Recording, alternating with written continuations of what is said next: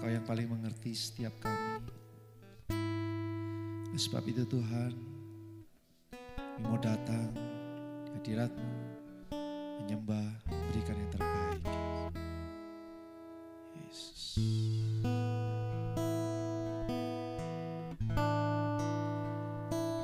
Engkau tahu di hatiku ada sejuta rindu untuk selalu bersamamu, Yesusku. Izinkan ku menyenangkan hatimu lewat nyanyian hatiku. Biarkanlah ku menyembah, walau tak dengan puisi yang indah. Biarkanlah ku menyembah, memberikan hati ini ku berserah dengan penuh kasih sayang. Biarkan Tuhan aku menyembah.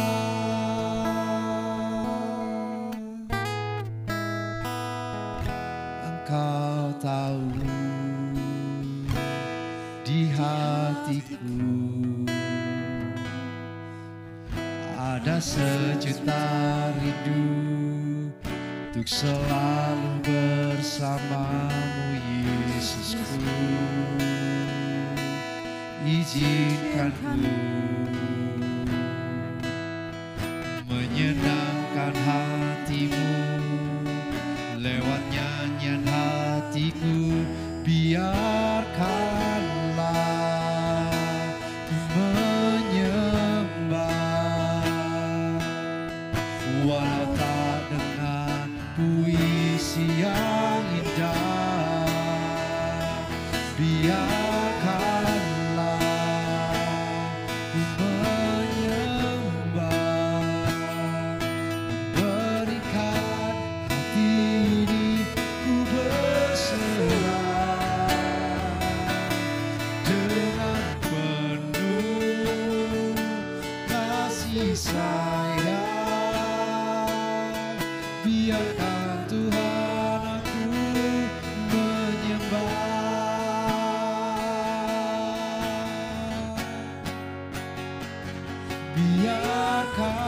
Biarkanlah ku menyembah, walau tak dengan puisi yang indah. Biarkanlah ku menyembah, memberikan hati ini ku berserah dengan penuh kasih sayang. Biarkan Tuhan aku menyembah. Biarkanlah ku menyembah, walau tak dengan puisi yang indah. Biarkanlah ku menyembah,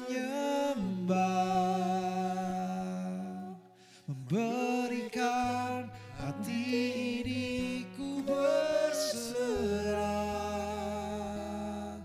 dengan penuh kasih sayang.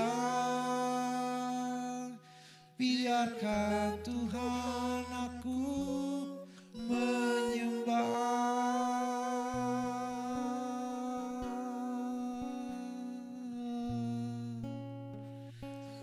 Kami datang di hadirat-Mu, membawa hati kami untuk menyembah-Mu. Kami berserah penuh, kami berserah akan kuasa-Mu.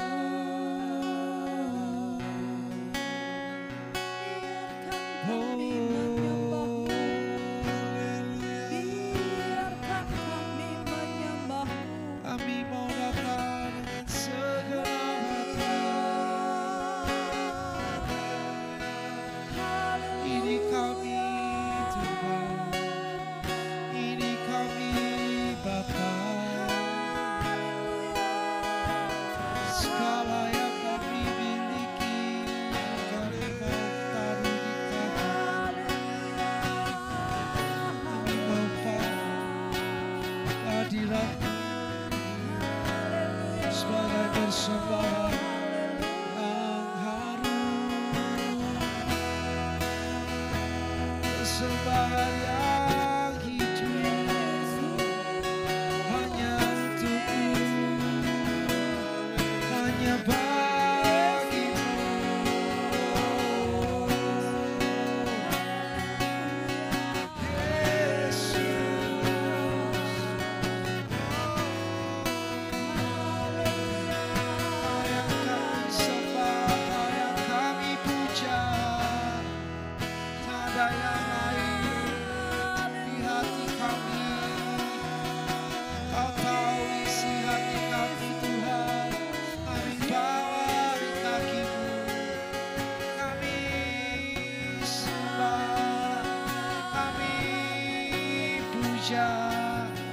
Kami muliakan nama Yesus Tuhan Allah kami.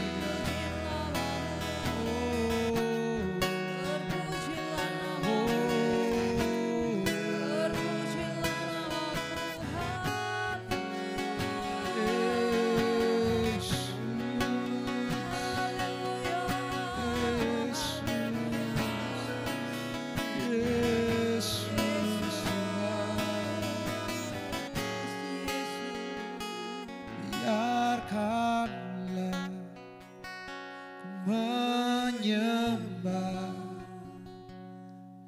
walau tak dengan puisi yang indah. Biarkanlah ku menyembah, memberikan hati ini untuk berserah dengan penuh kasih sayang. Biarkan Tuhan aku menyembah, biarkanlah ku menyembah, walau tak dengan puisi yang indah. Biarkanlah ku menyembah, memberikan hati ini ku berserah dengan penuh kasih sayang. Biarkan Tuhan aku menyembah dengan penuh kasih sayang, dengan penuh kasih sayang, dengan penuh kasih sayang. Biarkan Tuhan aku menyembah.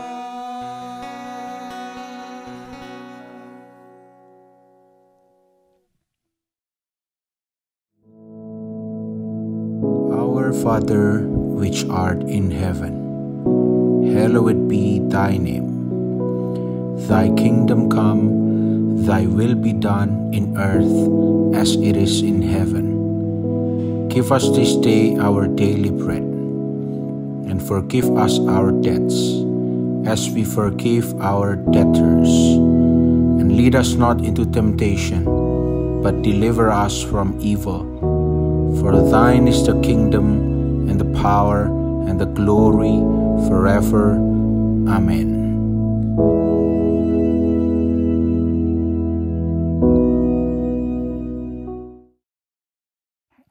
Haleluya, puji nama Tuhan, saudara sekalian.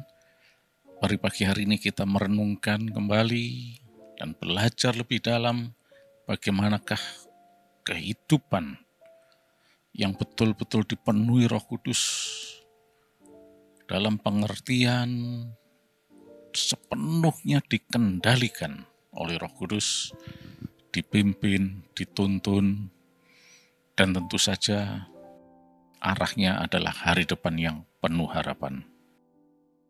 Untuk itu mari kita lihat dalam Lukas pasal 17 ayat yang ke-32. Kalimatnya cuma singkat. Tuhan Yesus sendiri yang mengatakan, ingatlah akan istri Lot. Nah, mengapa kita harus ingat akan istri Lot? Kita tahu kan, bagaimana istri Lot itu menjadi tiang garam gara-gara menoleh. Tapi mengapa? Apa dan bagaimana? Untuk itu mari kita lihat kembali kisah perjalanan Lot dan keluarganya ini. Kalau kita kembali ke kitab Kejadian, pasal 11 ayat-ayat yang terakhir, dan nanti juga dalam pasal 12, pasal 13, dan selanjutnya, di situ dicatat mengenai Abraham yang mempunyai keponakan yang bernama Lot. Dan Lot ini kemudian setelah beberapa saat lamanya bersama-sama dengan Abraham, dia juga diberkati dan dia juga mulai menjadi besar, usahanya, ternaknya semakin banyak.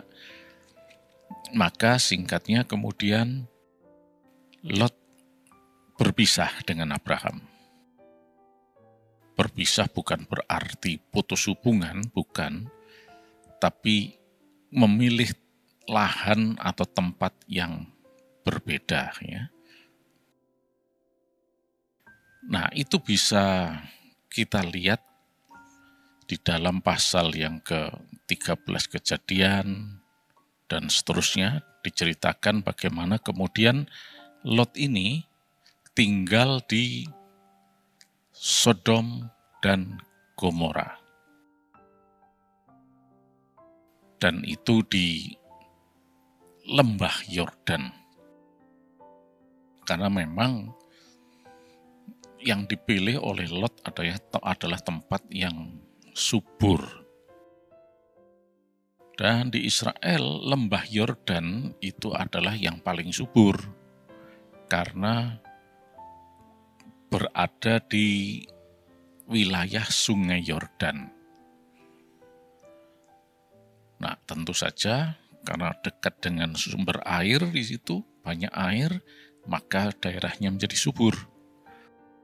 Nah, di situ ada pemukiman yang kemudian dikenal sebagai Sodom dan Gomora, dan kita tahu bagaimana kehidupan orang-orang Sodom dan Gomora ini ternyata jahat di mata Tuhan.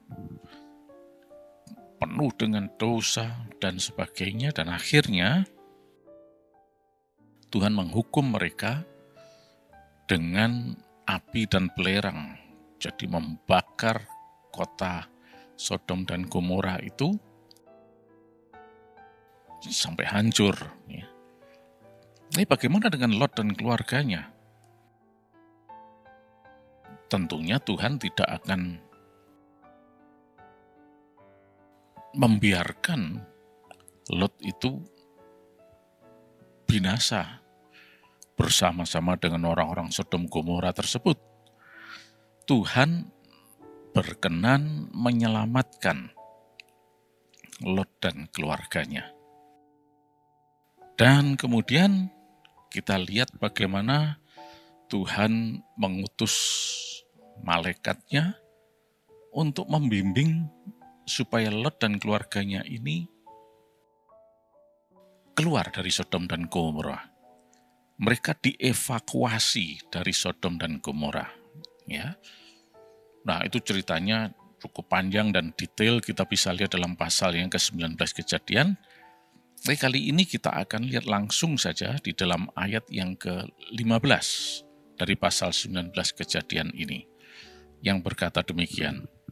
Ketika fajar telah menyingsing, kedua malaikat itu mendesak Lot supaya bersegera. Katanya, bangunlah, bawalah istrimu dan kedua anakmu yang ada di sini, supaya engkau jangan mati lenyap karena kedurjanaan kota ini. Nah, kita berhenti dulu. Jadi, dari ayat ini kita lihat bagaimana program pembinasaan itu terjadi. Karena dikatakan kejahatan atau kedurjanaan kota ini. Sedangkan Lot dan keluarganya berhasil dievakuasi. Oleh malaikat itu dituntun keluar, menjauh, supaya mereka tidak binasa. Karena kota itu akan dicungkir balikkan oleh Tuhan, dihancurkan dengan api dan belerang. Ya. Kita lanjut ayat yang ke-16. Ketika ia berlambat-lambat, maka tangannya, tangan istri dan tangan kedua anaknya dipegang oleh kedua orang itu, sebab Tuhan hendak mengasihani dia. Lalu kedua orang itu menuntunnya keluar kota dan melepaskannya di sana. Sesudah kedua orang itu menuntun mereka sampai keluar, berkatalah seorang, larilah, selamatkanlah nyawamu, janganlah menoleh ke belakang, dan jangan berhenti dimanapun juga di lembah Yordan. Larilah ke pegunungan, supaya engkau jangan mati lenyap. Kata Lot kepada mereka, janganlah kiranya demikian, Tuanku. Sungguhlah hamba-Mu ini telah dikaruniai belas kasihan di hadapan-Mu, dan Tuanku telah berbuat kemurahan besar kepadaku dengan memelihara hidupku. Tapi jika aku harus lari ke pegunungan, pastilah aku akan tersusul oleh bencana itu, sehingga matilah aku. Sungguhlah kota yang di sana itu cukup dekat kiranya untuk lari ke sana. Kota itu kecil, izinkanlah kiranya aku lari ke sana. Bukankah kota itu kecil? Jika demikian nyawaku akan terpelihara. Saut malaikat itu kepadanya, baiklah, dalam hal ini pun permintaanmu akan kuterima dengan baik, yakni kota yang telah kau sebut itu tidak akan kutunggang balikkan. Cepatlah, larilah ke sana, sebab aku tidak dapat berbuat apa-apa sebelum engkau sampai ke sana. Itulah sebabnya nama kota itu disebut Zoar. Matahari telah terbit menyinari bumi ketika Lot tiba di Zoar. Kemudian Tuhan menurunkan hujan belerang dan api atas Sodom dan Gomora, berasal dari Tuhan dari langit, dan ditunggang balikkannyalah kota itu dan lembah Yordan, dan semua penduduk kota-kota serta tumbuh-tumbuhan di tanah. Tetapi istri Lot yang berjalan mengikutinya menoleh ke belakang, lalu menjadi tiang garam. Nah, sampai di sini dulu aja pembacaan kita. Ya.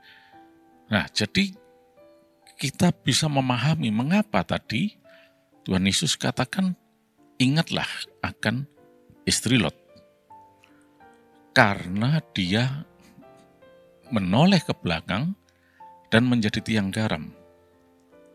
Padahal pesan dari malaikat yang menuntun mereka itu adalah cepat lari keluar dari kota dan jangan menoleh ke belakang. Baik, apa dan mengapa dengan menoleh ini? Ketika Tuhan Yesus katakan tadi, ingatlah akan istri Lot. Mari sekarang kita telusuri, ya. Kita lihat film dari istri Lot ini. Tentunya kita sudah tahu ceritanya, seperti kita menonton film dari awal sampai akhir, kita tahu persis apa dan bagaimana dan apa yang akan terjadi dengan istri Lot, karena memang sudah terjadi. Demikian juga sebetulnya Allah tersebut. Dia adalah Allah yang Maha Tahu. Karena kemahatauannya itu, maka tidak perlu dia nonton sebuah film dulu baru tahu. Karena dia Maha Tahu, dia sudah tahu persis bagaimana dan apa yang akan terjadi dengan istri Lot dan seterusnya dan seterusnya.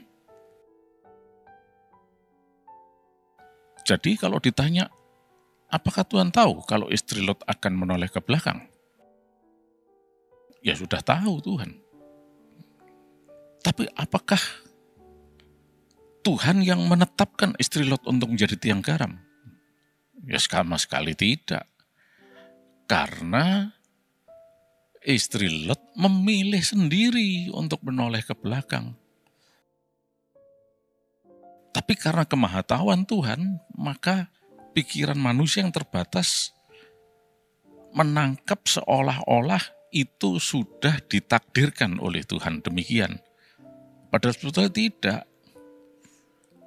Tuhan sudah tahu karena kemahatauannya. Bukti bahwa istri Lot menoleh ke belakang itu adalah pilihannya sendiri. Itu sudah kita lihat jelas sekali dalam ayat yang ke-17 tadi. Di bagian yang paling akhir, bagaimana malaikat itu mengatakan, larilah ke pegunungan supaya engkau jangan mati lenyap. Ya. Dan dikatakan sebelum kalimat ini ada pesan, janganlah menoleh ke belakang. Sudah jelas.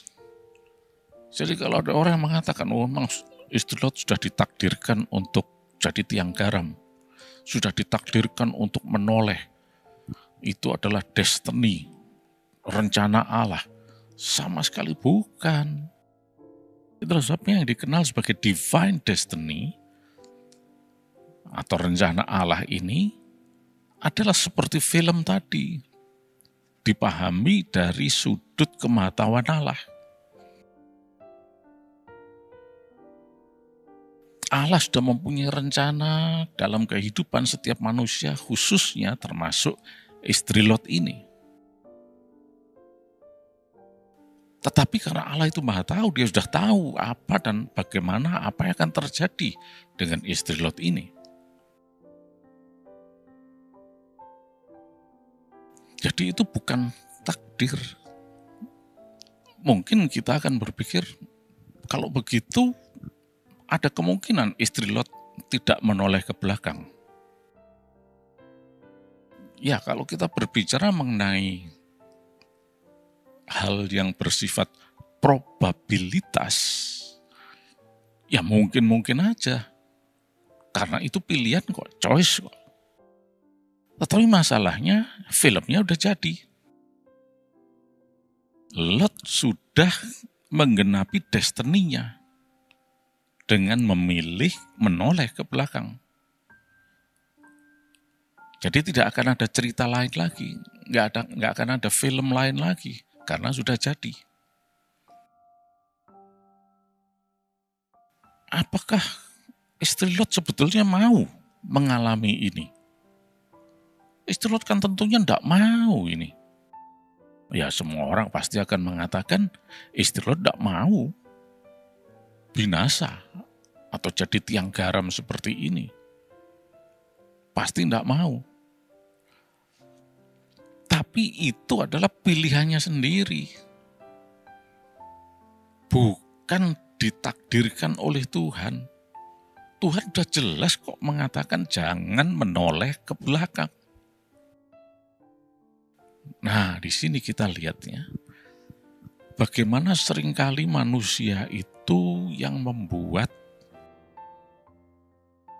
kisruh, kacau balau, dan membuat kesalahpahaman tentang rencana Allah yang baik ini. Yang kemudian kita kenal sebagai divine destiny ini.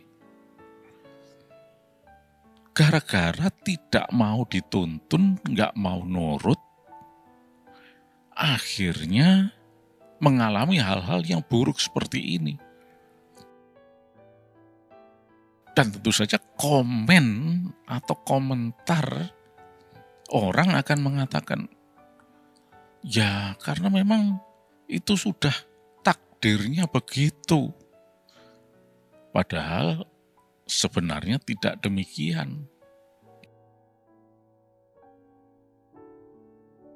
Itu dilihat dari sudut kemahatauan Tuhan, Tuhan sudah tahu istri Lot bakal banggil seperti itu, bakal tidak nurut, dan seterusnya. Tuhan sudah tahu karena dia maha tahu, filmnya sudah jadi. Apakah istri Lot bisa nurut dan tidak noleh? Ya kembali lagi, kalau sesuatu yang bersifat probabilitas, teori probabilitas sepertinya akan mengatakan ya mungkin-mungkin aja. Tapi faktanya filmnya sudah jadi. Tidak ada film lain. Nah lalu, dari sini kita bisa belajar. Itulah sebabnya Tuhan Yesus katakan, ingatlah akan istri Lot. Yang apa? Yang tidak mau nurut. Bukan takdir Allah. Allah sudah susah payah kok berusaha menyelamatkan mereka. Mengutus malaikatnya untuk menuntun mereka keluar. Dan bahkan secara spesifik sudah kita baca tadi, jangan memberikan pesan, jangan menoleh ke belakang. Mungkin Tuhan sangat mengasihani dia. Udah tahu dia bakal noleh itu, tapi berusaha kalau bisa. Bertobatlah. Nah, tapi ternyata sayang, istri Lot tidak nurut. Mari saat ini kita semua sangat butuh Roh Kudus. Selalu minta dipimpin Roh Kudus. Tuhan sudah tahu kok nanti kita bakal gimana begitu dan sebagainya. Tuhan sudah tahu. Seperti kisah istri Lot ini. Itulah sebabnya Yesus katakan ingatlah akan istri Lot. Kita masih di dalam proses pembuatan film, artinya kita masih di dalam progres perjalanan ini. Tuhan tahu enggak kalau kita bakal enggak nurut? Sudah tahu Tuhan. Sebaliknya Tuhan tahu enggak kalau kita bakal nurut? Tuhan juga sudah tahu. Nah terus ke depan ini saya bakal nurut atau tidak? Tuhan sudah tahu, kita tidak tahu. Nah karena kita tidak tahu, maka ayo kita minta dituntun Roh Kudus. Minta supaya kita nurut. Ketika kita nurut, filmnya sudah mulai jadi. Oh Tuhan tahu enggak kalau kita memang bakal nurut? Ya tahu dong. Jadi nanti ke depan ini bakal nurut atau tidak? Dilihat dari itu sudut Tuhan, kemahatauannya Tuhan tahu sudah. Dari sudut kita enggak tahu. Itulah sebabnya minta dituntun Roh Kudus.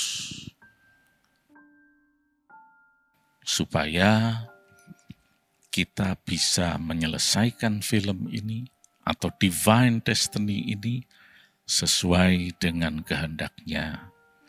Dan di situ ada hari depan yang penuh harapan. Bukan seperti istri Lot. Itulah sebabnya Tuhan Yesus mengingatkan kita benar-benar. Ya, puji nama Tuhan. Terima kasih Yesus, Engkau Allah yang baik untuk kami. Rencanamu selalu adalah hari depan yang penuh harapan.